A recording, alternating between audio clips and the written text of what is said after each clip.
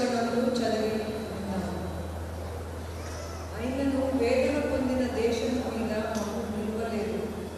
పూర్వకాలంలో ఆయన జబూలూను దేశము, నఫ్తాలి దేశమును అవమానపరచాడు. అంత్యకాలంలో ఆయన సముద్ర ప్రాంతమును అనగా యోర్దాను అద్దరిని, అన్యజనుల గలలియ ప్రదేశమును మహిమగల దానిగా చేయుచున్నాడు. చీకటిలో నడుచు జనులు గొప్ప వెలుగును చూచుచున్నారు. మరణఛాయ గల దేశ నివాసుల మీద వెలుగు ప్రకాశించును. నీవు జనమును విస్తరింపజేయుచున్నావు, వారి సంతోషమును వృద్ధిపరచుచున్నావు. కోతకాలంలో మనుషులు సంతోషించున్నట్లు, దోపుడు సొమ్ము పంచుకున్న వారు సంతోషించున్నట్లు వారు నీ సన్నిధిని సంతోషించుచున్నారు. ఉద్యాన దినమున జరిగినట్లు వారి బరువు కాడిని నీవు విరిచి ఉన్నావు.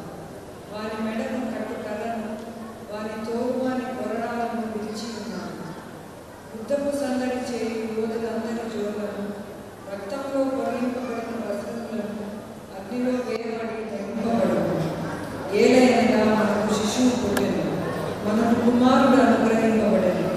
ఆయన భుజము మీద రాజ్యభారమును. ఆశ్చర్యకరుడును, ఆలోచనకర్త, బలవంతుడైన దేవుడు, నిత్యుడకు తండ్రి, సమాధానకర్తయకు అధిపతి అని అతనికి పేరు పెట్టబడదు.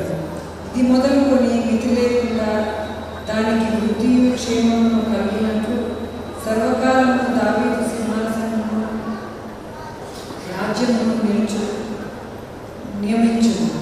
న్యాయము వలనను నీతి వలనను రాజ్యమును స్థిరపరచుటకు ఆయన సింహాసనాసీనుడై రాజ్య పరిపాలన చేయను. సైన్యములకు అధిపతి అవి యెహోవా ఆసక్తి కలిగి వీటిని నెరవేర్చు. దేవుడు ఈ వాక్యమును దీవించుగాక.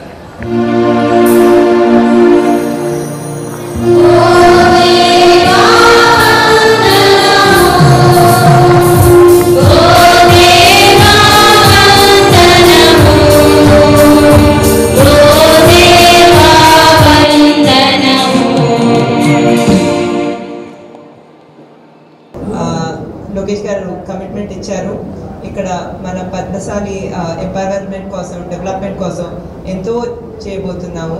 అది కాకుండా ఇక్కడ చేనేత కార్మికులే కాకుండా స్వర్ణకారులు చాలా మంది ఉన్నారండి, చాలా టాలెంటెడ్ వారు ఉన్నారు.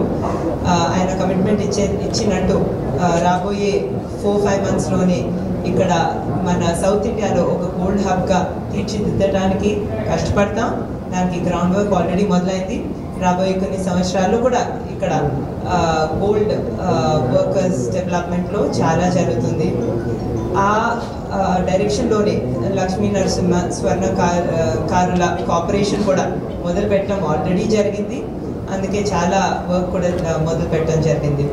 మరొకసారి నన్ను ఇక్కడ ఇన్వైట్ చేసినందుకు మీ అందరికీ ధన్యవాదాలు తెలుపుకుంటూ నేను సెలవు తీసుకుంటాను.